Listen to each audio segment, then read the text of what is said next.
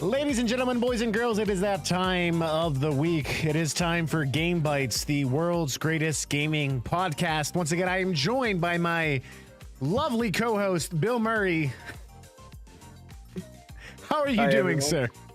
Good, just filming another Ghostbusters reboot. And it seems like you've already moved your head and the microphone's not picking you up. We'll fix that. I'm right here. I'm right there. Right there. Alex, I watched a movie with you in it today, and I know I joke about that every episode that you look like Bill Murray.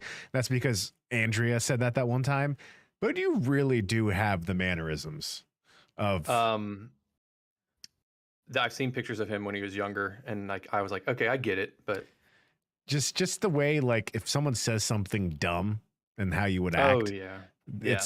It's you got to watch Groundhog Day, because like the first 15 minutes, I'm like, that's Alex if he was a weatherman. The first 15 minutes just repeat, so. That's not true. That's after the first 15 minutes. Anyways, thanks everyone for joining. Alex, how's your week been? How's your baby doing? I've been in Vegas, so many of those questions can be answered by that, I think. I'm a little concerned. Was your baby gambling already? I think we're gambling with shower drains right now with how much hair is about to come through there. Whoa. But yeah. No, baby's good. Baby's healthy. Baby's a boy, just like you. I did it first. You just copied me. You and Brianna are like, wow, they're pregnant and they don't even know it yet. And then you're like, should we just do it? I'm gonna say this, and so we can nail it in a coffin. Without my guest bedroom, you would have no child. All right, there is without the shower pressure in that one shower, I would not have. I gotta watch my words here. I would not have a baby on the way. Dudes rock. Yeah. So, dudes rock. Go dudes. Yeah, but I was in Vegas for a work expo for packaging supply equipment. That was for 2 days, and then I went hiking. So I am refreshed, and then I came back to 87 emails in my inbox at work, and now I am not refreshed anymore. What else? That was how my week's been. How about you? I'm sorry, I wasn't listening. No, that's the worst when you go away. You're working, but you're away from your desk, right? So you have that message up, and then you come back to just all of that mayhem. And there's kind of this expectation that you need to do it too. Yeah. So let's see what's been going on. So we are having a boy as well, Joseph Delaney. That's great. Yeah, same name as yours as well. And we had our anatomy scan just yesterday, so we did confirm is a boy. We saw a little guy, we saw a little guy. Exactly.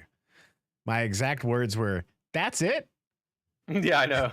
You're like, Brianna's like, "No, that checks out." And I mean that. No paternity test needed. Gosh, Mark's now number 2 in his household. This is rated M for Mark now. So let me clarify what I meant by that. I'm not going to do that. No, like, I didn't really understand any of those images because she's going around with the scan. Like, yeah, this is the face. I'm like, I could tell that's a foot, but I'm like, you're telling me that's the liver. How do you know? That just looks like a thing. Right. But it was really cool. We saw little Joseph's face and he stuck his tongue out. I was like, oh, that was cool. So yeah.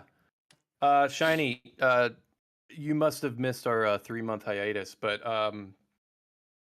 some just catching up in chat. They're like, you guys are both having babies. Yes. I don't know how else to say this other than Mark and I had a baby on the way. He's 7 days behind me, so like it happened 7 days apart. Um, Theoretically. yeah, no, I mean no, it's right. But to be more clear, Shiny, it was when I was in Pittsburgh, and it was when I was at Mark's house. So yeah, our wives separately are 21 weeks and 22 weeks into their pregnancies, both 21 and due at the end of 22. January. Yeah. Yeah, Yeah. Now, so it's kind of crazy. I'm petitioning Alex to move back to this area whenever he has his kid, so that they can Do you, grow up as do you want more friends. babies? That's how you get more babies. So Yes, I would love for there to be more babies. it's kind of weird going back through our pictures of that night, and I've been like, here's me with my family, here's me with Mark and Brianna, and now there's a baby on the way. Shiny So, said, "That's kind of cute." yeah, but we're Nah. both having boys. It just keeps repeating. I will say Mark's comments about the ultrasound doesn't sound like mine. I was impressed. I was like, All right. are you guys going to measure all three of those Yeah. So, yeah. So wonder what else is going to be new. We're going to have them do a belly bump when I visit in December. They're going to touch bellies. That belly's so big. Could grow up like the movie Twins. Yes, my child would look like Donkey Danny Kong. DeVito, Danny DeVito and Arnold. AJ Bellina, let's keep it family friendly here. I can't control Alex. I can only I control mean, we're myself. talking about family. This is we're making more family. This is family friendly. If anything, this is pro family right now. Neither one of us went the opposite direction with that. So, Which is great. We're very much pro people, pro family. This is the most pro family episode ever. We are so pro family. We're going to start talking about how we made the family. Yeah, I was gonna say I don't know how much details you want here, but no. You know what? It was a good episode, ladies and gentlemen. This is the quickest episode ever. I'm kidding. All right, so not wrong. This is very true. We got a lot going on. Alex, you're going to see a movie tonight. What movie are you going to see? It's I have no idea what it's even called. I just know it's the next Hercule Poirot movie with Kenneth Branagh with the weird mustache. It's like a Haunting in Venice, I think, but that sounds like it should have. That looks terrifying. That movie. Yeah. So, yeah, Shiny. That's actually the pickup line I use at the bar. Hey, we should plan our next babies together. It went over very well once, and now I'm doing podcasts with him. So, but yeah, that's the movie I'm seeing at 6. Yeah. We had to take that trip to Niagara Falls to, firm it down. What is going on? We were both there at the beginning. Yeah, we've been friends for a long time. Yeah. Anyway, so it's been a crazy week gaming wise.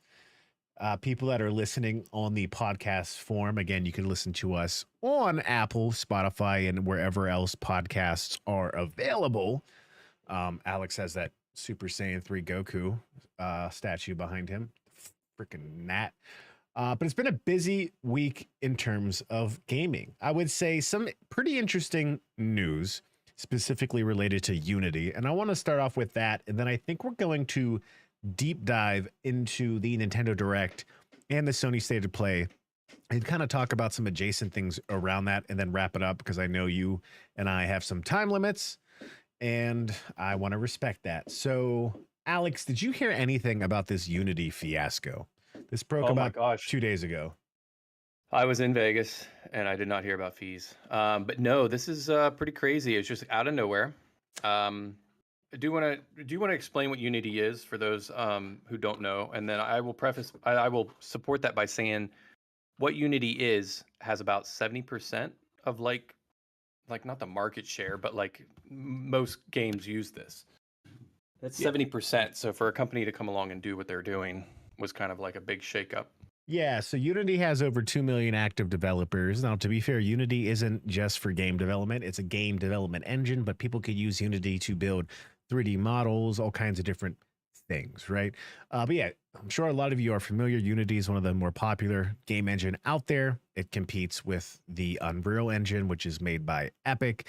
And there was an announcement that's kind of changed a bit since they came out with it.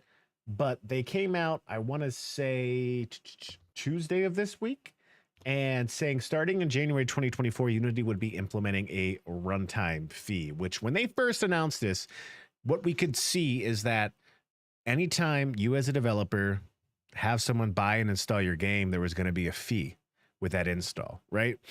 And even if you uninstall it but reinstall it, there would be another fee, which right away a lot of people were like, well, this is ridiculous because this would hurt us, right?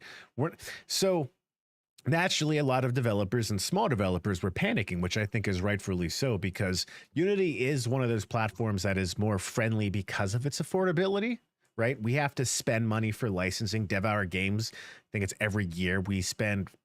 I could look at the tax returns for last year and tell you, but I don't have them in front of me. What we spend for our license for Unity, but we never had to pay that fee, right? And so there's that aspect to it. And then on top of that, they came out, I think a day later, basically saying, hey, well, for more clarity, there's a threshold, right? You have to have like $200,000 in sales, I want to say, or 200,000 downloads, maybe. I'm not sure what that threshold is. And then if they install it once, that's the only time the fee will occur. It's not going to be with a reinstall. But if you download it and put it on your PC and your system, you'll get charged both times too. So now they're saying this is only, Unity saying that this should only impact, I want to say, about 10% of developers having to pay fees. But the question I have with that number is there's a lot of developers who are just amateurs. They're using Unity to learn how to game develop. And is that factored into that percentage, or is this the 10% of 100% of published game developers, right? I don't know, because I wouldn't be surprised if a lot of the people using Unity are not publishing any games, right? They're just people trying to learn things. Unity's really good for that. So yeah, I mean, that's the news. It's been kind of crazy. I can tell you that in the Devour Discord, they were talking about, do we switch to Godot? And Godot's not really the state-of-the-art technology, but it's more affordable. Or do we switch to Unreal, which, you know, I'll quote something that, you know, games that have been in development on Unity for a while, it's real hard to just port those over to Unreal. In fact, it's a lot more work further than starting over with a new game. So a lot of people are kind of in that situation. It's going to be interesting. One of the bigger developers, or any developers out there that made the Cult of the Lamb game, basically came out and said, we're deleting our game on January 1st. So stop touching her belly. I was touching the belly. Yeah. We're deleting the game on January 1st. And so there have been some popular indie developers kind of saying things like that. Putting their foot down. Yeah. But I'm not sure what's going to happen. I think Unity's going to pull this back more and more and more. But it is an interesting issue, right? It's a crazy thing to happen. So this shook a lot of people. And the other thing I want to say, I saw this on my Devour Discord. I gotta find it real quick. 1 second. But this was on Eurogamer.net. This seems to me completely illegal. The CEO sold 50,000 shares this year. Yeah. And on top of that, he sold stock the day before this announcement came out, which to me, I'm pretty sure that's the definition of insider trading. You know, this is the same guy that used to work with EA, so you can kind of get that this guy's just anywhere he can pull the money in a scummy way, especially, is going to happen, especially coming when he used to work at EA. But dude, this just reminds, how come every single month everyone just sees another example of another company trying to it's consumers for the most part, but developers. But this just reminds me of the whole Reddit thing earlier this year. Just Reddit out of nowhere, like, oh, you guys are hooked onto our product and rely on it. Not product, but website. We're going to start charging apps, you know, for the usage, like any requests that you get. And so, you know, a lot of Reddit got up and got their what do you call it, panties in a bunch, I guess, saying, you know, this is going to kill third-party apps. But then Reddit released like, hey, cool, yeah, like even the price was ridiculous. It's the same thing Twitter did last year. They come out and say a ridiculous price, shock value, then they come out with their real price. But I don't think Reddit actually budged on that price for the usage. But yeah, they also knew their metrics already. They're like, cool, this is going to affect those big apps, but you know, total usage for Reddit, it was like 3% use those apps. Everyone else is like on the actual Reddit app or online and stuff. So they don't care. They're just going to find another way to squeeze the money out. And that just seems like what this is doing now too. They're not making enough money in ads. Now they're going to say, all right, just people using our service at all now that they're used to using it. Yeah, from what I understand, that Reddit issue had to do with some free APIs. And the thing about that is like Unity already charges developers. Like I said, people that are publishing and developing games More. on Unity, they actually pay a licensing fee. If you sign up for Unity right now, you could download it, install it, and you could say, I am an amateur, I am just doing this myself. You won't get charged. But if you want the full features that enable you to truly develop a game, you're going to have to pay a fee, whether it's the student fee or the more monthly fee, or if you have multiple teams. Like for us, we're dealing with a project. We have it on GitHub.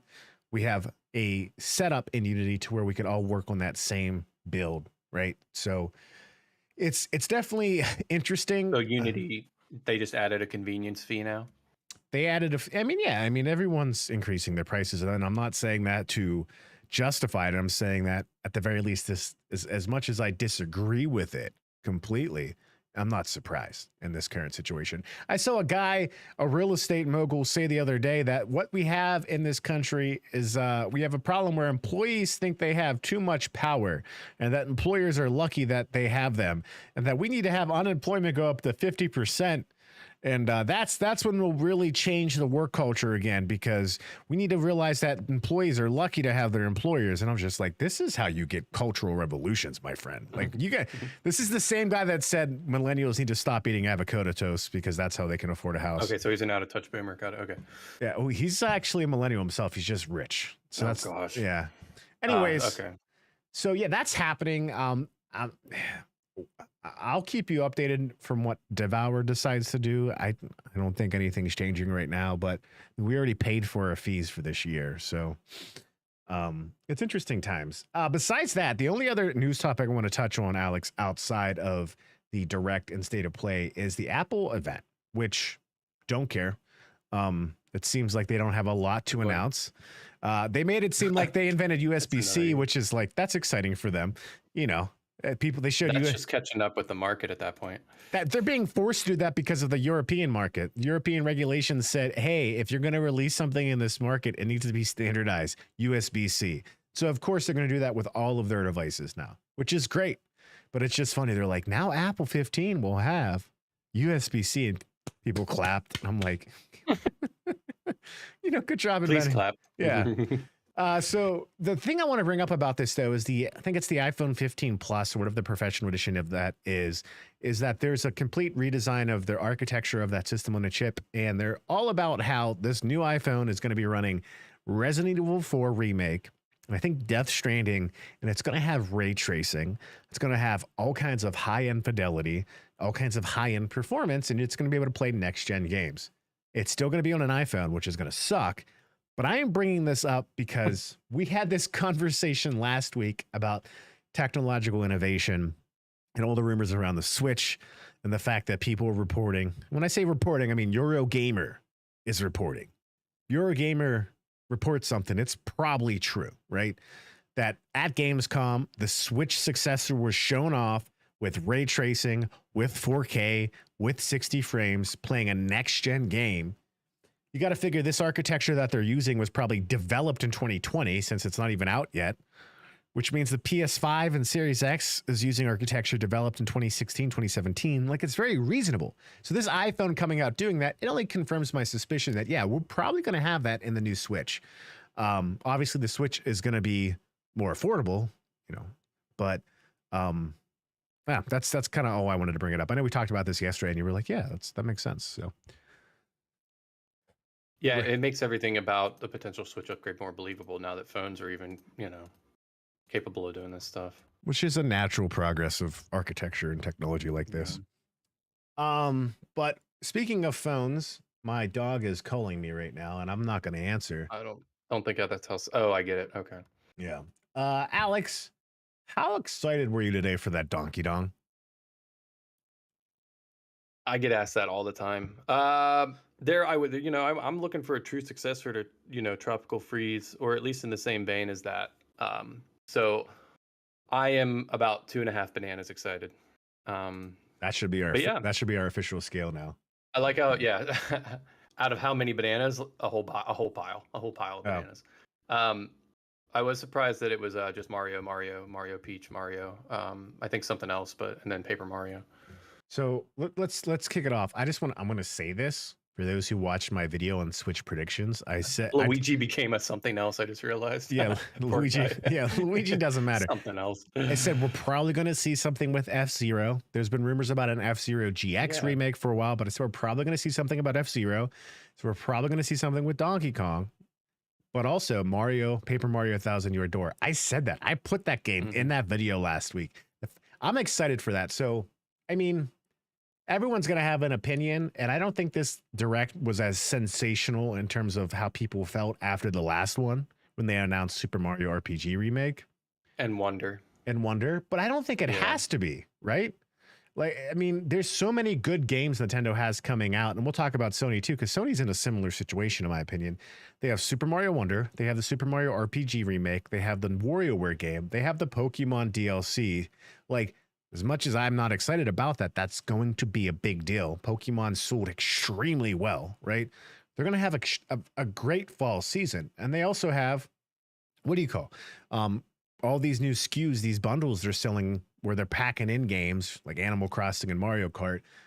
They really don't need to do much. So the fact that even in spite of all that, we still got, a Mario versus Donkey Kong game, that's exciting. Those are popular games.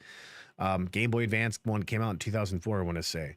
We also got more details on how Super Mario RPG is going to turn, what are the innovations they're doing there? That's exciting. I'm very excited for that game. The F-Zero 99 surprised me. And here's something I want to pick your brain on, and I want everyone listening to think about this too. F-Zero 99, that looks fun. It's out now. I haven't tried it yet. Are you ready for this? But that game is essentially paid for already, right? It's not like they're trying to, I can't imagine they're hoping that boosts subscribers to NSO, right? Like, that to me, no. What I think boosts subscribers to NSO is new games on the emulators, right? So that game's paid for. So then what's their goal with this, right? This is a game that's going to come out for a bit and then go away. Just to get it in the zeitgeist again. Exactly. And why do you do that, Alex? Why do you build brand equity for a franchise that hasn't had a release since the GameCube? Just to get it in your head again. Why do you want nostalgia? Because something else is coming along. Exactly. So that's my suspicion. They're trying to rebuild brand equity because most people don't know F-Zero unless it has Super Smash Captain Falcon, right? To either test the waters to see if there's an appetite for this port or remake, or there really is a remake. And if there is, I'm going to say this now. Launch title for the new system. I'm putting my banana in the sand, right? His banana's in the sand. I'm peeling that banana and I'm putting it in the sand. All right.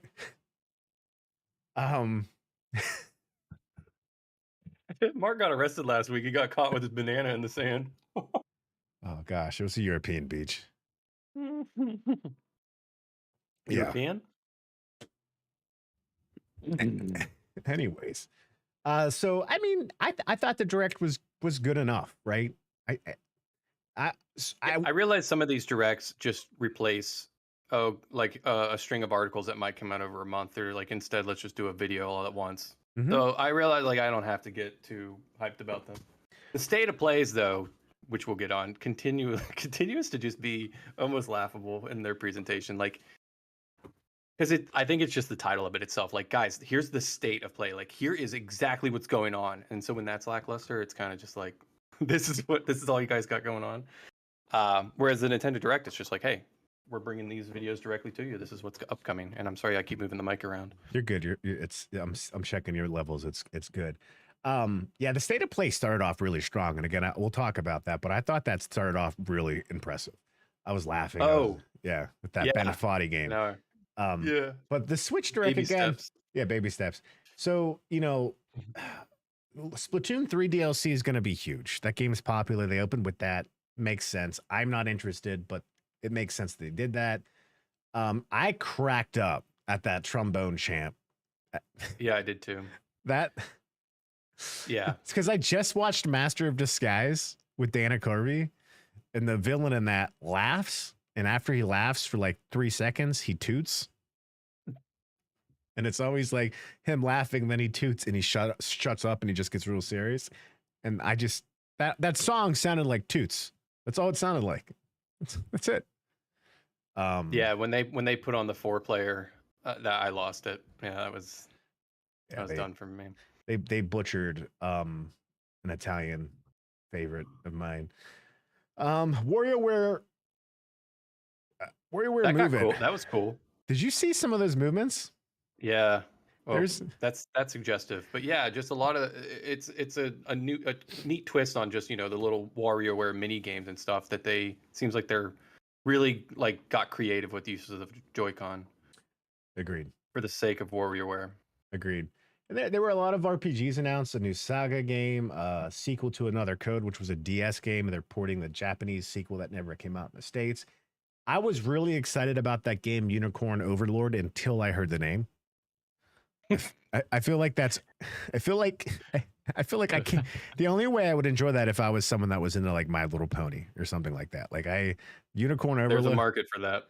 There is a market for that. K-Max is one of those people. He's a benzo. What are those people called? That like there's something there. A rougher. What, bronies? He's a brony. He's a brony. Yeah. Oh, you got Unicorn Overload coming. That does sound like a Quinceañera theme or something. Or like a Sweet 16. That's bar mitzvah for a 13-year-old Jewish girl. There you go. So it was decent. I wasn't expecting any news about the Switch successor. I think the Switch successor, we're not going to have another direct all year, I think. But I think we do have something in January, and I think it's going to be something about that Switch successor. And I think by March, April, we have it out. I think pre-orders will go on in January, and then we have that new console in March or April for a big holiday season. Metroid Prime 4 will probably be a part of that holiday season. I think they're going to repeat what they did with the Switch, a very short time frame, Yeah. Yeah, I'm trying to think why do I feel like it would be a fall thing? It still feels so abrupt, but you got a good point about the previous one. So the one thing I would probably think you're chewing on, right, is that there are still games they announced today that are coming out in the summer of 2024 for the Switch. But keep in mind, the 3DS got a very big Metroid game, Metroid Samus Returns, months after the Switch came out, right? Like this summer after the Switch came out that spring. So it doesn't mean there won't be Switch games coming out. But I think their focus now is on this next console, right? I think they're not going to breathe. They're not going to breathe a single word about that successor until after the holidays. They are not going to risk any hit to those sales that already are lined up pretty much. Yeah, and I was reading I'm reading a book by Reggie Fils-Aimé, the former president of Nintendo North America, former chief director of marketing too. He's the guy that came out, "My name is Reggie. I came to kick ass," and then something, "We're making games." I don't know. 2004 E3, I want to say. It was revolutionary for the Reginator. But he was talking about how the Wii launch, launching it in a holiday season was a struggle, right? Because inventory and supply was hard to keep up with. And I think they learned their lesson with the Switch that, we launched it in the spring before the holiday season. We can focus on meeting demand outside of that holiday season. And by the time the holiday comes around, we can focus on having production high enough to where people can get it. I think that's their hope, right? And I think that makes sense. Rather than releasing it right in the beginning of holiday season and you have that excited demand because it's a new system along with holiday demand because it's a holiday item, which makes it even harder with production goals and all that too. So that's if I put my brand manager hat on, that's what I imagine they're thinking through. You have a brand manager hat? I do. It has Pronamel on it. Oh, okay. It brushes your teeth. It smacks you if you have a cavity. Get that banana out of that sand. Let's talk about Sony. Alex, what do you think about that state of play? Had Final Fantasy Rebirth, so I gave it a 10 out of 10. Release date. No, actually, it's sad. I'm going to have to abandon my child 1 month after it's born so I can go play Final Fantasy Rebirth. You don't have to leave. You don't have to go to the hotel room like you promised. I'm going to the hotel. Not in the Bronx. I'm going to have to add a 4-hour flight to this twice. Um, no, the opening was probably the funniest opening to, I think, a presentation that you could have possibly done. Um, with that baby steps. If anyone did not see the state of play, just look up baby steps for the PlayStation. It's pretty topical. I mean, we're talking about babies and stuff like that. What else? It did a deep dive into the general gameplay navigation of Spider-Man, which comes out in a couple of months. Spider-Man 2. The game looks great. And this is my point. Like, this state of play wasn't mind-blowing, but they have Spider-Man 2 coming out. They don't need it to be mind-blowing. That game is gonna sell like gangbusters. The state, you know what I did? I went to the state of play link because you were 15 seconds behind. So I just went there and it said state of play will showcase already announced games, you know, just the progress on games already announced. So it's funny seeing the chat on fire when everyone's like, there's nothing new, there's nothing new. That was the expectation. Like a sad reflection of, you know, just their daily life. But yeah, I knew it was going to be that. So I was like, cool, we're getting Spider-Man updates and we're getting Final Fantasy Rebirth update. I was actually sweating when it didn't happen with the Final Fantasy Rebirth. I just wanted to see more. Got to see Vincent, got to see Kate Sith. Let me ask you this question. Gold Saucer? Kate Sith is a cat on a robot, I thought. Kate Sith is actually one of the Shenra members. Like, I know she betrays you. She betrayed me in this. I was playing the original. I got to the point where it's a dude. It's a dude in the cat. I don't know if the cat's a robot or not, but he's like his mind. He's controlling he's like, yeah, he betrays you. Not, yeah, I don't know what. You're telling me it's one of the Sith is a guy in remake. No, not the little robot or the thing you're thinking of. But I thought the Shinra employee that made him and is like spying on them was. At least I thought so in remake. All I know is when I played that game on the Switch, I'm like, this is a talking cat on top of a robot cat. And then it stabbed me in my back and it affirmed my distaste for cats. Yeah. Yeah, he's secretly a Tonberry. It's a Brano, a Bronchi, or whatever. No, the Tonberries, they have that little knife and they just like teleport and stab you in the back. Nice. But no, Vincent was shown. And no, I'm just excited. The game looks gorgeous. I saw Cloud flying on an animal, I forget, over some canyons, and now I want to go back to Utah. So now I have that going on. But the release date for that is the mid to late February of 2024. Didn't they say winter? They gave the release date. They gave the release date. No, but before this, it was winter 2024, and we're like, that can be this year. Yeah. That can be like in a couple of months. February, and it is. I think, falls in that window, right? So February 29th. It is. Yeah. Yeah, it's February 29th. It's still winter. But yeah, when they said winter 2024, people thought like, dang, a whole nother year, like a whole nother holiday. But no, it's February. So that's good news. I'm excited. I'm excited. I should still play the first remake. They showed more footage of Foam Stars for anyone who's into that kind of stuff. They're still doing that. They're still doing, yeah, they didn't cancel that project like they did Suicide Squad. Oh my gosh. So let's talk about that a bit because that's Square, right? That's Square Enix's clone of Splatoon, right? Well, wait, that's Square? That's so Square. We're talking about Square with Rebirth, and now we're talking about Square with Foam Stars. So let's talk about Square here. Square just yesterday lost $2 billion in market valuation. Because like this is the market reacting, but basically, I don't know what expectations they had for Final Fantasy. No, it's not just yesterday. It's since Final Fantasy 16's release. Okay. It's fallen 30%, which totals $2 billion. Yeah, $2 billion just yesterday would have been like. What would they have to done? Yeah. What would they have had to say to drop $2 billion in one day? Well, it depends on how many stock they have out there. But yeah, so $2 billion in market value since Final Fantasy 16's release. Thank you for correcting me on that. Square does this. I don't know what their internal freaking expectations are for forecasting, but they have extremely high forecast expectations that never get met, right? Final Fantasy 16 as a console exclusive it did well, but it was never going to do as well as like a Super Mario or a, Zelda. It just doesn't have the same appeal, right? So they've been struggling with expectations and forecasts. They lost $2 billion in market value. If you ask me, now's the time to buy Square stock because it's very low, and I don't think it's going to go lower.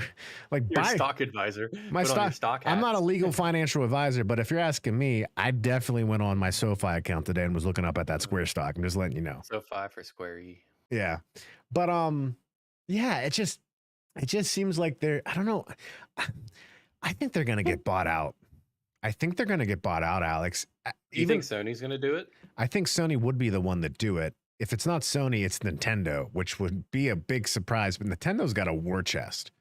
They're just building parks and making movies. If Nintendo buys Square, they're gonna go back to making like polygonal Final Fantasy games, which I'm not against. It could look like Octopath Traveler, and I'd be happy, but it'd be a big step from Final Fantasy 16 to whatever the new technology they're gonna use. Yeah. I think they're at, even if they don't want to be bought, I think they're at risk for a hostile takeover with how low their stock's going. So never have they been more affordable, it seems like, too. But yeah, Microsoft's gonna buy it. yeah, They're coming in. that would make everyone mad. But Yeah. I could see them doing that because their biggest weakness is the Japanese market and the Asian markets, and that would change that.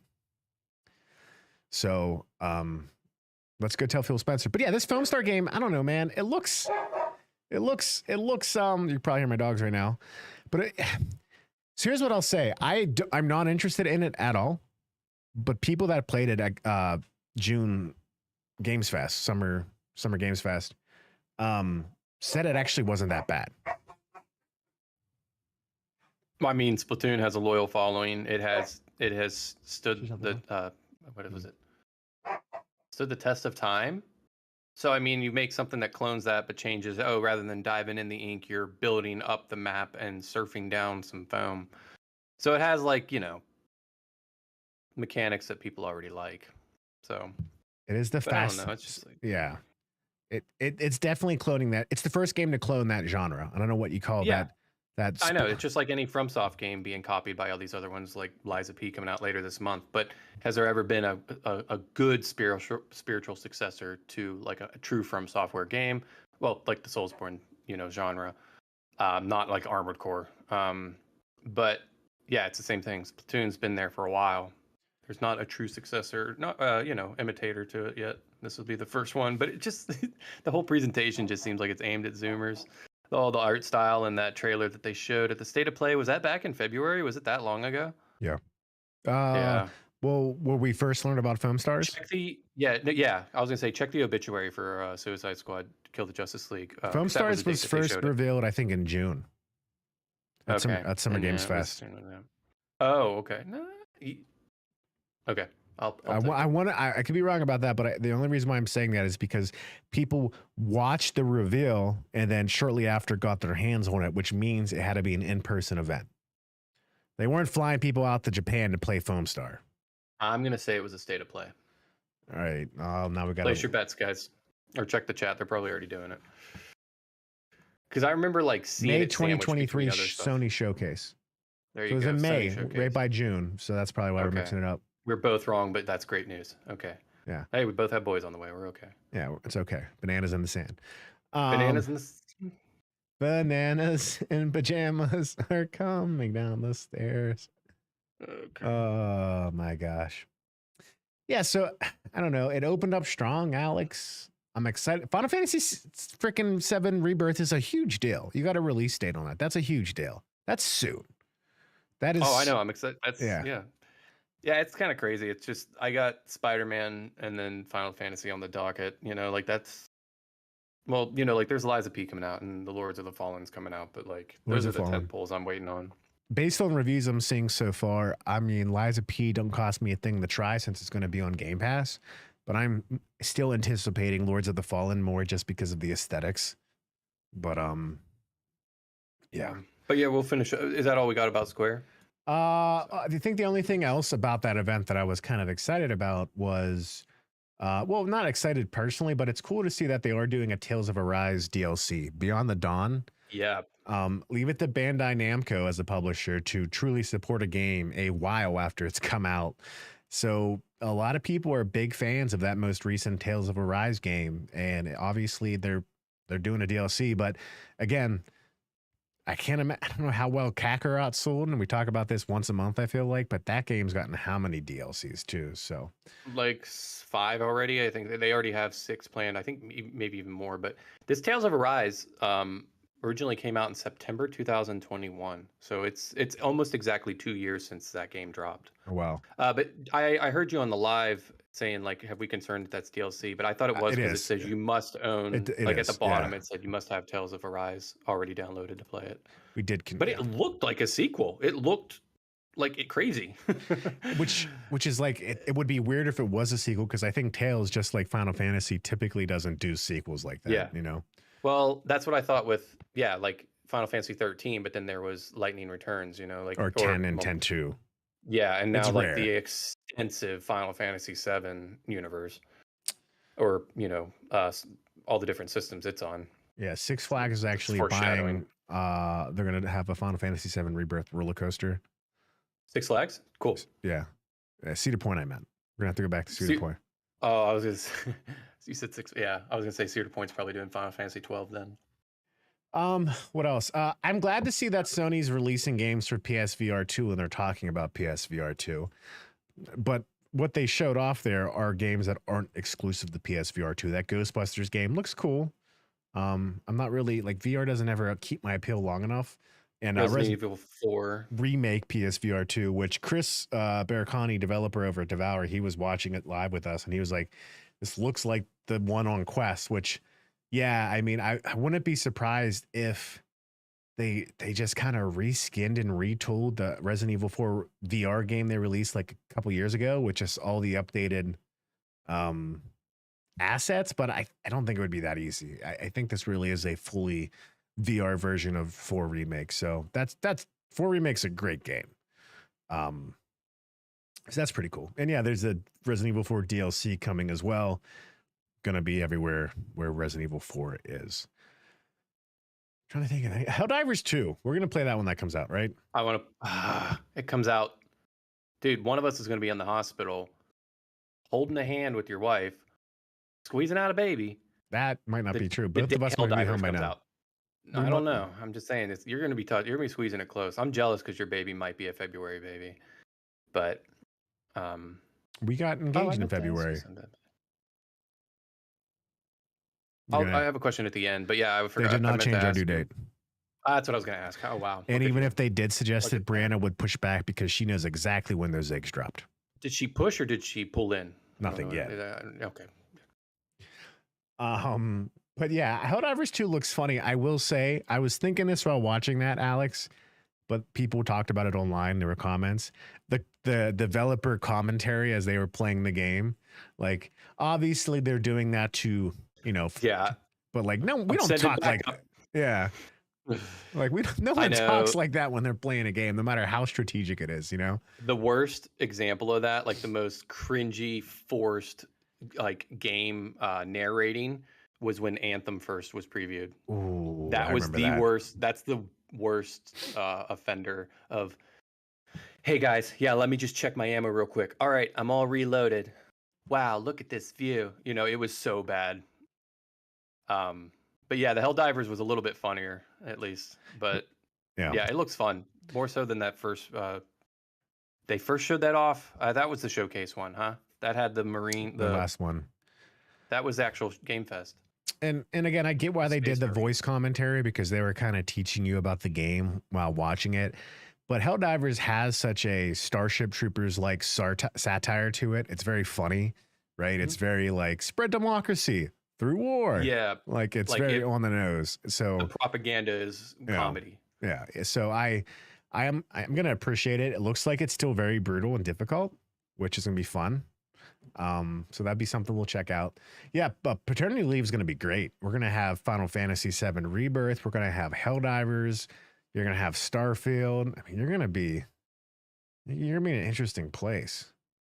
Or do you have interest in the 7 Rebirth Collector's Edition they announced? You can get 19 inches of Sephiroth for only $350. Jeez, if I wanted to get 19 inches of Sephiroth. I did not see this, but now I'm interested. I didn't see that at all. I left work. What? Did you see how there's a Sephiroth collector statue? I'm sorry, I'm ruined now. I'm gonna be a waste the rest of the show. Donkey Dong. Sephiroth. I didn't expect you to react that way. You're gonna have to keep talking. I'm done. Yeah, I'm gonna be looking this up. yeah, it's gonna be a good time. Love you, Pooh. Thanks for being here, buddy. Um, yeah, so that was announced outside of the state of play, but I get why. They also did something like Spider-Man 2 did something like that a week ago on Twitter where they were like, you can get 30 inches of Venom with the collector's edition, and people were like, why Yeah, are you what? phrasing it that way? Yeah. They usually just put it in parentheses and it's always in millimeters to make it look bigger. Or, just not they don't announce it while they're in a cold pool. But yeah, that 19 inches of Sephiroth. Okay, so no, I will not be doing that because that is like 6 months worth of diapers cost right now. So I'm gonna hold back. I'll probably just get the figure online resale. So I don't, have to buy all this other stuff. You can get a fake one. It doesn't feel like the real thing. It's not as good as the real thing. Well, you could do that. You could that, and yeah, you've got Caleb. Thank you for the follow, my friend. I greatly appreciate it. Welcome in. Yeah, I mean, I don't know. Collector's editions. So the last I pre-ordered the Castlevania Advance collection that's already out, but they're doing a physical release at Limited Run Games. I pre-ordered the special edition of that, and it comes with like a lot of cool stuff. No statues. I don't like statues personally. I know we have people in the chat who are all about statues. And also, like the 200 I have of Dragon Ball Z characters. You want to buy them for me? Do it. I'll take them and have them completely. But like, I hate the fact that I bought amiibos. I love them and hate them. Like, I've sold most of my amiibos. I'm like, why do I have these? Wait. Okay, we need to talk. How many of you this just sold? I would have bought some of those off of you. I mean, I'm not selling any more. I'm keeping all my Zelda ones. Oh, okay, that's a fair point. Yeah. Yeah, like I got all the Zelda ones. I got Sephiroth, and I'm gonna get the Sora one. But like I got Greninja. Like I got like my favorite, not even Smash characters, but just like my favorites from other franchises. Yeah. Incineroar. Yeah. I constantly snuff the desire of me to be a collector because I'm like, I don't need that. I'm gonna collect Square Enix stock. I'm not gonna collect Square. It's on sale right now, 30% off. 30%. I'm gonna tweet that out. Yeah, something like it's nice to see them announce the rebirth and release date. And oh, that's great. What else about? I mean, yeah, just again, a holiday discount. Yeah, just the holiday, just a holiday discount for Labor Day. It's gonna be a leap year discount this year too.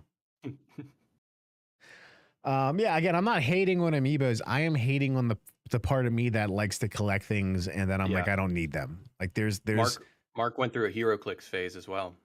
People know about it, but now that I'm having a boy, that boy's gonna love HeroClix. Yeah, that's what I'm well, I'm not saying a boy or a girl would have preferred it, but now I have like a whole line of steady drip of figures I can just give my kid if he likes Dragon Ball Z. Be like, hey, next month, well, here's First Form Cell. Don't have any nightmares tonight. I'm going to put my 3-month-old on that weight bench, and I'm going to have him work on the heavy bag and the MMA trainer. Then we're going to play HeroClix. He's going to be 3 foot tall, fully grown because his growth is going to be stunted. Just muscular, though. I mean, he might be 3 foot tall in general. I'm Italian. You never know what's going to come out. We're going to call him Beefy DeVito. There's a reason why Super Mario is very small unless he eats that magic mushroom.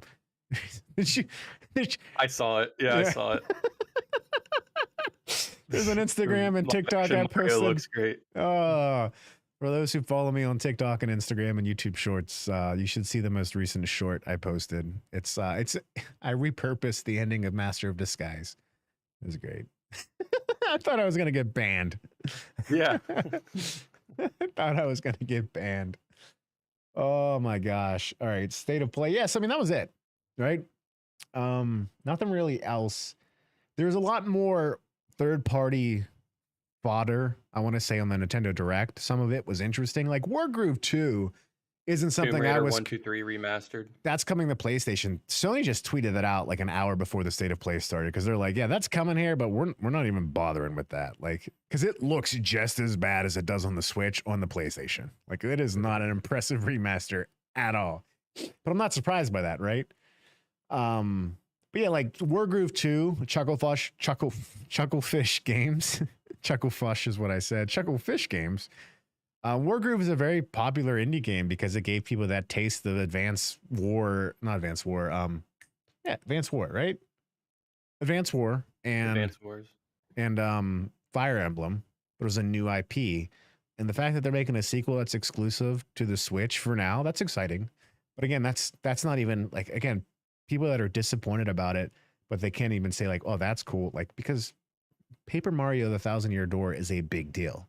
That is considered to be the best Paper Mario game by many people. And I'll say this, like I said earlier, the Origami King combat system was so dumb. Beefy Gannon, yeah. Roast beef. Speaking of Beefy Gannon, we never did our Is It Bangin' Fest. I was waiting for it. Yeah, we could wrap it up with that before we go. Alex, anything else about the state of play you want to talk about? No. All right, that was a very, very Bill Murray moment there too. What are you I playing? really think anyone should will look up Baby Steps. No, just look up the direct and rewatch the first 5 minutes of a loading screen at Sony. That's where they were going to put Suicide Squad, but they cut it last minute. Yeah.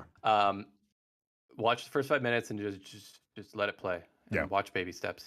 The whole thing until great. like the next game comes on. It's so good. But what have I been playing? I platinumed One Piece Warriors 4. I platinumed it before I went to Vegas. Strong entry into the Warriors franchise. You're now a One Piece fan? I did buy One Piece Odyssey because it was on sale, but I've only played like 20 minutes of its turn-based game. Now I realize I like the Warriors aspect more than that. But I'll finish it. But now I want to play Tales of Arise. But I've also been playing Final Fantasy Ever Crisis, which is the mobile game that was recently launched, and I guess has not saved Square Enix stock. So what's that? How are you liking that? What exactly is that game, by the way? This was announced. I know what it is, but like, where does it take place? What is it? Tell me. Timeline. So this is weird because it's a mobile version. Yes. Of Final Fantasy VII. Yes. Final Fantasy Crisis Core, and Final Fantasy brand new Ever Crisis, I think, or something, which tells a brand new story about three. Well, I think they're typo or PO soldiers, but yeah, first class soldiers. I forget their names. I'm not going to be able to find it, but it's about early Sephiroth. I thought you're going to be able to play as Sephiroth, like do his story, before the whole Crisis Core thing, everything.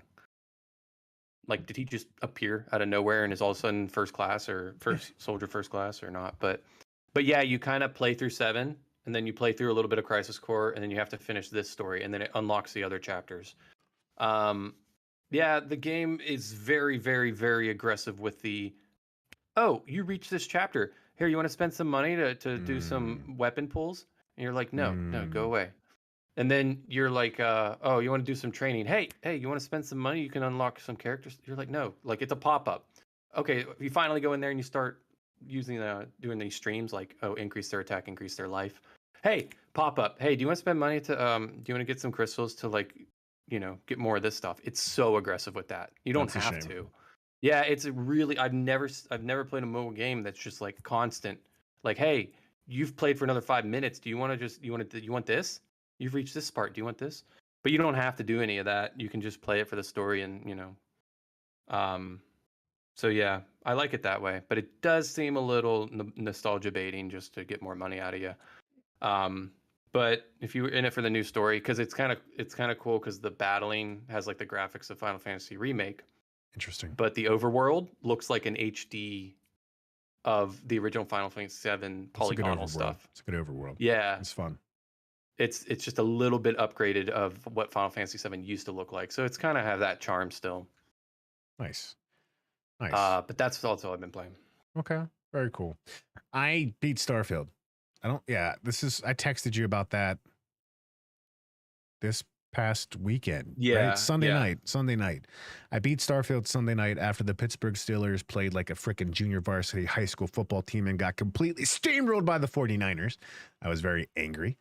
But Starfield's great. I've never been a big enough fan of a Bethesda game to play it for as long as I played it. Like I bounced off Skyrim and all that stuff, right? Starfield, I had a sense as I got deeper into the main story and was exploring the writing a lot that like I have a feeling that they're going to wrestle with very deep metaphysical ideas about the nature of existence. And they go to places that I think we're all familiar with, thanks to where a lot of stories are told in terms of comic books and all that stuff. But the way they handled the ending and how it is involved in New Game Plus, just I was like, that was really cool and really well done. And there's, again, I don't want to spoil it for anyone, but when you get to this point at the end where there's like this way they kind of, all I'll say is you see the consequences of what you did at various parts of the story. I actually was like, oh, that was really, really cool. Right. I'm not going to tell you anything more than that. That might be a spoiler or not, but it was good. I put about 40 some hours into it. I definitely heavily mainlined it, but I also spent a lot of time on one big side quest I think a lot of people are familiar with, where if you accidentally get arrested, you're hired by the UC System Defense, which is like the space CIA, to infiltrate these pirates. But then you're doing all this stuff for the pirates. And eventually I just killed an entire base of the space CIA and they wanted to arrest me again. So I had to kill them. It just, That what just a- sounds like the plot of the Fast and the Furious. pretty much. My Tommy Worms in the community here, he was watching the one time. He made a great point because I was like, I think I turned to the dark side, and he just said, Mark's turning to the dark side is when he realizes doing it the right way will take 5 minutes longer than doing it this way. And it's just like, yeah, I didn't want to sneak through anymore. I wanted to shoot everyone, and let me tell you, the combat in that game is a lot of fun. So I got some crazy guns. I got this one machine gun that had like, I don't know, like 30, like when you aim it, you just see a laser of like a grid of dots, and it's like 30 dots. And each time you pull the trigger, that many bullets came out. And it was also fully automatic. So this thing was potent. Also burned through ammo. That's it. That Red Dead I'm playing. And then yeah, just big games coming up. Mortal Kombat 1. I think it's out now if you spend $100. I didn't do that. Because I have a baby on my way. I'm trying to be responsible. Lies of P is going to be out on Game Pass. I'll try it, and Payday 3 will be on Game Pass too. I'm definitely going to try that.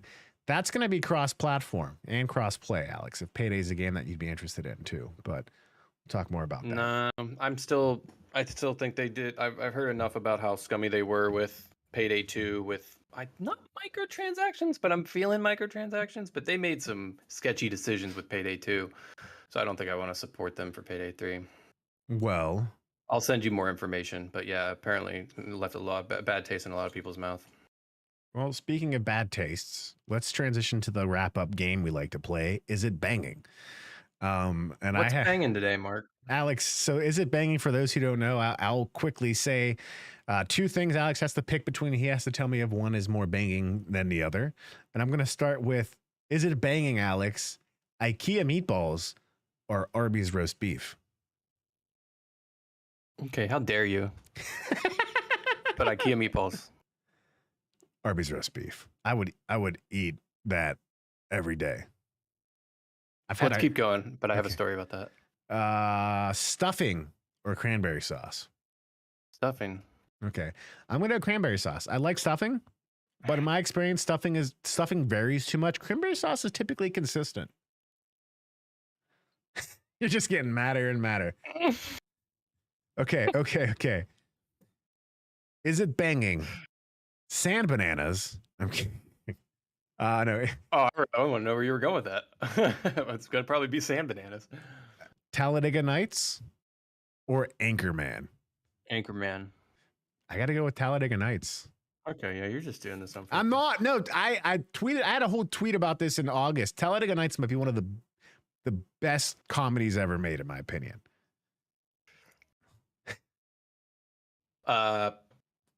Philly cheesesteak or a shrimp po' boy? Philly cheesesteak. Yeah. Okay. Good. All right. Well, at least we finished on that. Yeah. No, I do want to point out that I went to a drive-through once to Arby's. Like, I go to Taco Bell an unhealthy amount, and you can interpret that however you want. Everyone has their own threshold for what's unhealthy amount of Taco Bell. Just double that. But I always go to drive-through. They're always like, "You want sauce?" And I'm always like, "No." Like, oh, every time, no. I'm good. It's no Diablo sauce. Nothing. I'm Gucci because I always get the cheesy gordita crunch, and it already has a sauce in there that you don't want to drown out with any other flavor. You want to taste it, and then you just got to swing. Grab like a 20-pack of toilet paper on your way home. You're good to go. Anyways, one day there's only one Arby's like in the entire Bay Area, by the way, and it's down in Sunnyvale, Mountain View, Sunnyvale, and it's super out of the way for anyone. And it's also an Arby's, so why would you want to go? But I went to a drive-through once, ordered my stuff. I got all the way home, and I sit at the table and I get ready, and I accidentally said no sauce. So I sat there and like No, I actually drove to Nob Hill and got horsey sauce, and then I looked up on the internet how to make your own Arby's sauce, and it was awful. But it was like the saddest. Like eating roast beef from Arby's is already sad. Okay, it sucks. No, whoa, But whoa, I had an even worse. You take that back. No, like you've reached. Yeah, don't say that. You reached a. No, it's delicious. I will say, I love it. I eat those whole. I'm waiting for them to offer a 1 pound sandwich. I don't care if it's double the price. They do have that. Should be. I just want the convenience of a 1 pound. No, they do the half pound. Just I get guess you could get two of them. Just one bun. Yeah, just no. I want convenience. But no, I always put I always pick the whole thing up in half, put a bunch of Arby's sauce and horsey sauce, put it down, and then more on top, and then I got this sandwich that's a dripping mess, gets everywhere, and I'm disgusting. You don't have to be, you don't have to look at this and be like, I want to see this covered in Orsi's and Arby's sauce. Yeah, that's my story. I'm gonna go stick my banana in the sand. And that, ladies and gentlemen, is a story of how we both had sons. Yeah, this is why we have it worked. We're gonna wrap it up there, I suppose. Alex, have a good week. Have a good weekend. Always remember, what's your trendy sign off that you like to give us? Do you want me to do my normal one, or I forget which one I said? Oh, okay, don't guys, wrap up sand bananas. That's the last remark from K-Max here. Don't wrap up sand bananas. No, I always say stay warm, stay cool, stay full. Pet your pets and fam your family. Yeah.